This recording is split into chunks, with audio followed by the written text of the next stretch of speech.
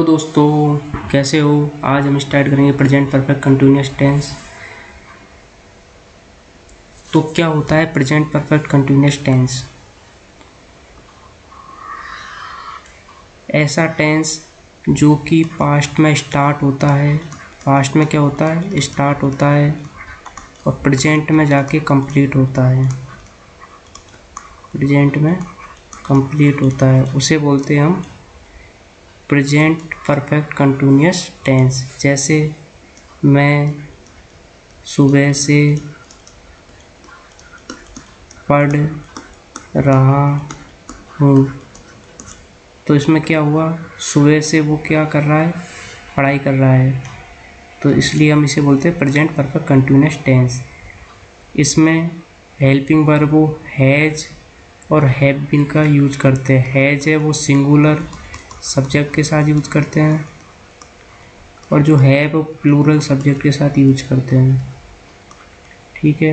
Verb की first form plus ING का use होता है और सिंस एंड फॉर का भी यूज होता है अकॉर्डिंग टू सेंटेंस। ठीक है। जैसे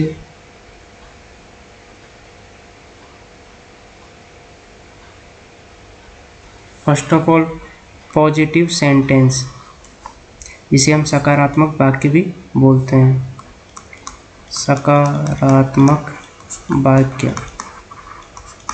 ठीक है। इसका फॉर्मूला क्या होता है? Subject plus has have been plus verb की first form plus ING plus object plus other. ठीक है। और सिंस प्लस फॉर का भी यूज करते हैं। ठीक है। यदि टाइम दिया हो सेंटेंस के अंदर।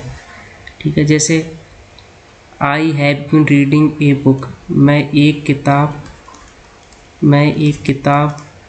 पढ़ रहा हूँ। तो इसमें टाइम नहीं दिया इसलिए सिंस और फॉर का यूज नहीं करेंगे। आई क्या है इसमें? सब्जेक्ट। हैव बीन क्या है? Helping verb. Reading main verb की first form plus ING. A book object. ठीक है। ऐसे ही सेंटेंस देखिए, she has been cooking food, वह खाना पका रही है। वह खाना पका रही है। ठीक है। उसके बाद they have been playing a cricket, वे क्रिकेट खेल रहे हैं। We have been watching TV, हम टीवी देख रहे हैं। ठीक है। इसमें टाइम नहीं दिया इसलिए सिंस और फॉर का यूज नहीं कर रहे। ये टाइम का एग्जाम्पल देखते हैं। जैसे मैं सुबह से पढ़ाई कर रहा हूँ। ठीक है। इसको कैसे ट्रांसलेट करेंगे? I have been reading. अब सुबह को क्या बोलते हैं? मॉर्निंग। तो इसमें सिंस का यूज करेंगे, सिंस मॉर्निंग।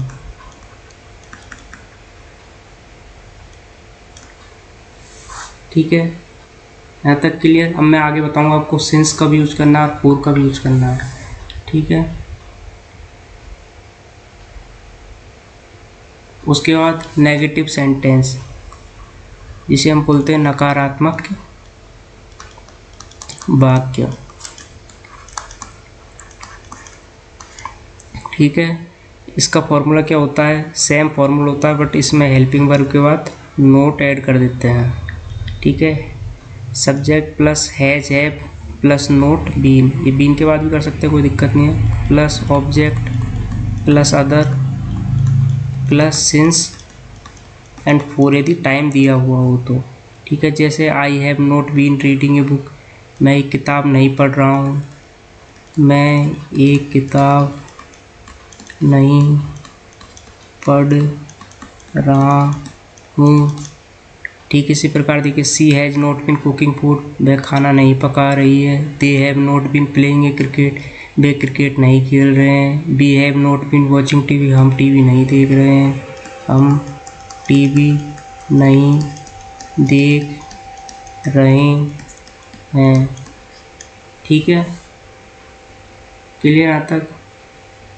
जैसे एक टाइम वाला ले लेते हैं। जैसे मैं सुबह से पढ़ाई नहीं कर रहा हूँ। तो इसको कैसे बनाएंगे? आई हैव बीन रीडिंग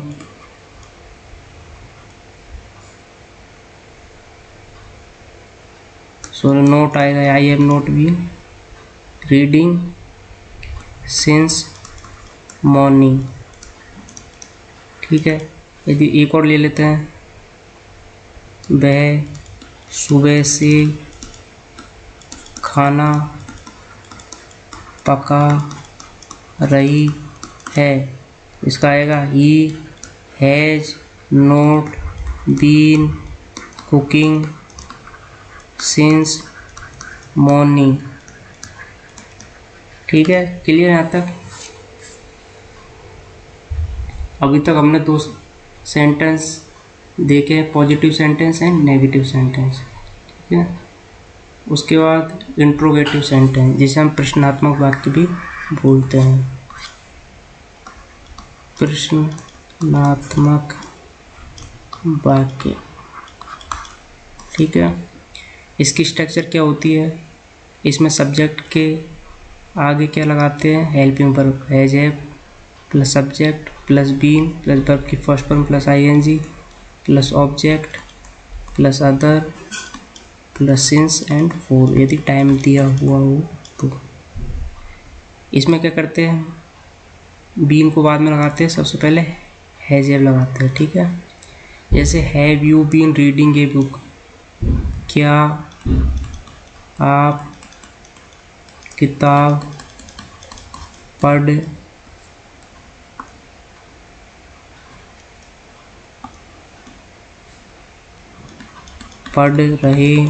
हैं।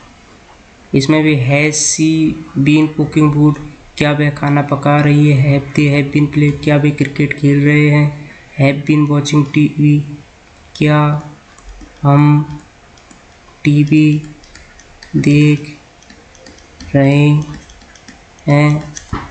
ठीक है, यहाँ तक क्लियर? उसके बाद हम एक टाइम वाला सेंटेंस देखते हैं। जैसे मैं 2 घंटे से पढ़ रहा हूँ। इसको कैसे बनाएंगे? I have been reading for 2 hour. ठीक है, आगे बताऊंगा फोर और सिंस का कब यूज करते हैं। ठीक है, क्लियर यहाँ तक? उसके बाद नेगेटिव इंट्रोगेटिव सेंटेंस, इसे नकारात्मक प्रश्नात्मक वाक्य बोलते हैं। इसमें भी वो सेम स्ट्रक्चर रहेगी, बट इसमें बीन से पहले नोट का यूज करेंगे। उसके बाद object plus other plus since plus for. ठीक है, have you not been reading a book, क्या आप किताब नहीं पढ़ रहे हैं। Has she not been cooking, क्या आप खाना नहीं पका रहे हैं। Have they not been playing cricket, क्या आप क्रिकेट नहीं खेल रहे हैं। Have been not watching TV, क्या आप टीवी नहीं देख रहे हो। क्या आप किताब नहीं पढ़ रहे हो। ठीक है, उसके बाद क्या वह खाना नहीं पका रही है। ठीक है, उसके बाद हम एक टाइम वाला सेंटेंस यूज करते हैं। जैसे क्या मैं सुबह से पढ़ रहा हूँ। उसको कैसे बनाएंगे? हैव आई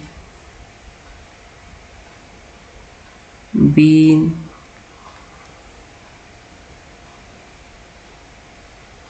तो नेगेटिव है ना, सॉरी, इसको नेगेटिव में कैसे बनाएंगे? क्या मैं सुबह से पढ़ाई नहीं कर रहा हूँ। इसको कैसे बनाएंगे? Have I not been reading since morning. ठीक है, क्लियर आता है। उसके बाद आते हैं WH वर्ड। WH वर्ड हमने आपको प्रीवियस क्लास में बताया था कौन कौन से होते हैं। What, when, how, why, where, ठीक है, एक्सेट्रा। तो इसमें सेम WH वर्ड, उसके बाद has have plus subject plus been plus verb की first ING, object plus other plus since and for. जैसे why have you been laughing, आप क्यों हंस रहे हो।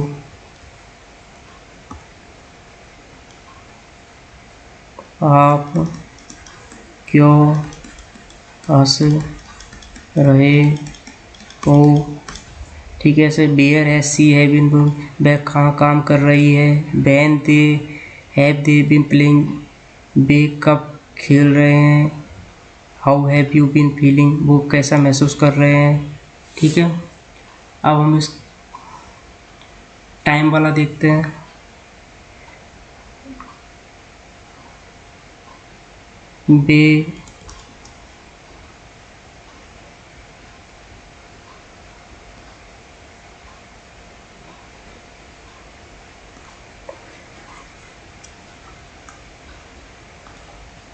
वे सुबह से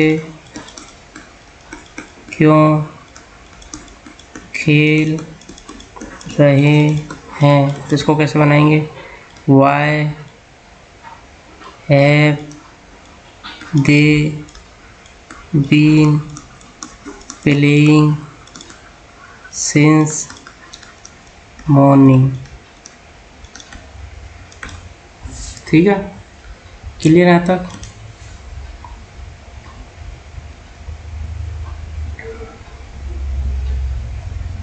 उसके बाद हम बताते हैं आपको सिंस और फोर का यूज कब करते हैं। सिंस का यूज करते हैं आपको एकदम एग्जैक्ट टाइम पर। सिंस का यूज करते हैं ये फिक्स टाइम के लिए, फिक्स टाइम के लिए सिंस का यूज करते हैं। जैसे 2020 सन दिया हो, मॉर्निंग जैसे मॉर्निंग दिया हो, इवनिंग दिया हो, मंडे दिया हो, संडे दिया हो, इस टाइप के सेंटेंस। ठीक है, जैसे 5:30 PM से उसने पढ़ाई स्टार्ट की, 4:30 PM से पढ़ाई स्टार्ट की। एक फिक्स्ड ऑफ टाइम हो, उस टाइम हम सिंस यूज करते हैं। ठीक है, और एक फोर होता है पीरियड ऑफ टाइम। फोर का यूज होता है पीरियड ऑफ टाइम। जैसे 2 घंटे से पढ़ रहा है, 2 आवर से, वो 3 दिन से खाना खा रहा है। इस टाइप का होता है एक पीरियड ऑफ टाइम जब हम फोर का यूज करते हैं। ठीक है, ये होमवर्क है, इंग्लिश टू हिंदी ट्रांसलेट करना है आपको। ठीक है, और कुछ मैं हिंदी से इंग्लिश भी बता देता हूँ। Hindi to English translate. जैसे फर्स्ट वे 2 घंटे से खाना खा रहे हैं। मैं सुबह से आपका इंतज़ार कर रहा हूँ। इनको आपको इंग्लिश में ट्रांसलेट करने और कमेंट बॉक्स में कमेंट करने, और ये ऊपर वाले सेंटेंस को आपको हिंदी में ट्रांसलेट करने। ठीक है।